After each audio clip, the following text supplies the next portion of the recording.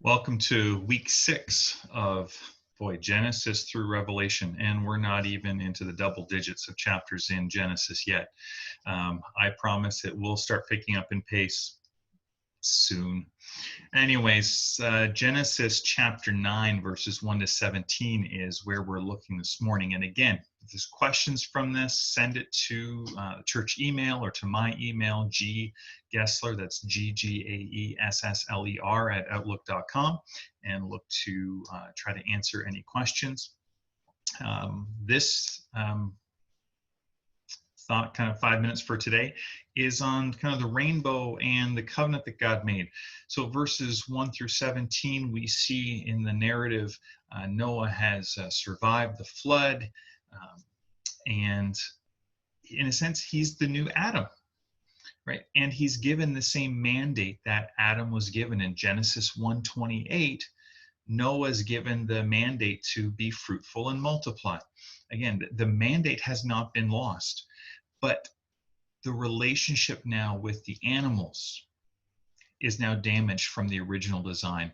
When Adam and the effect of his sin, we saw that creation was affected, his relationship with Eve. So the marriage relationship, human to human relationship, is damaged here, human to animal.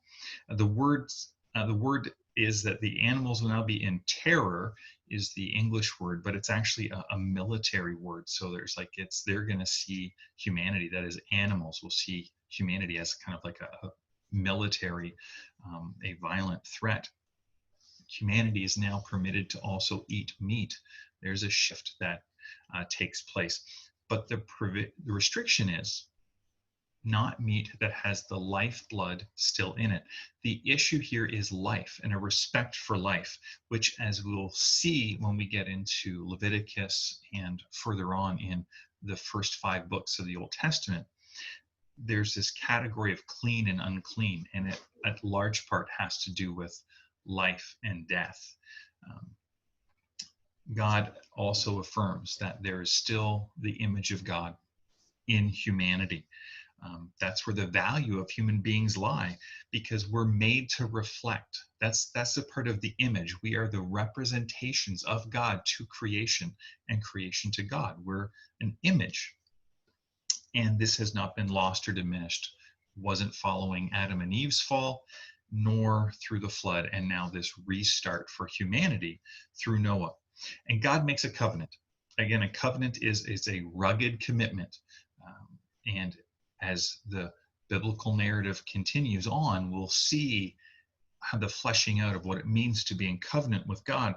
But this covenant is, in a way, it's unique because it's not conditional in any way upon human behavior. God just says to Noah, and through Noah to humanity, I will never judge, I will never destroy the world again through a flood.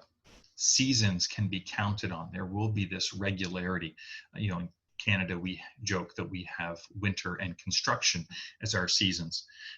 And the rainbow is going to be a sign. Again, in the biblical narrative, there's been no rain to this point. But the rainbow is going to be a sign moving forward that God can be trusted, that he will be faithful to his promise. And so the mandate to humanity after this flood has not ceased.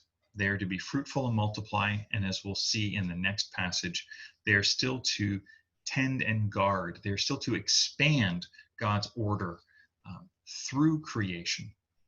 And we can see these living out, or we can live these out by trusting God's provision and God's faithfulness. So the question for today is, where are you needing to? Where can you take a step of trusting God's faithfulness to you? Maybe it's remember the rainbow. If it's not raining today when you see this, or go online, take a look at just that picture of a rainbow, or every time you see a rainbow, remember it's about God saying, I will be faithful to you. So where do you need to trust that? And use that to bless and invite others to follow Jesus. May the Lord bless you and keep you today. May the Lord make his face to shine upon you. May the Lord be gracious to you. And today, would you know his peace? God bless.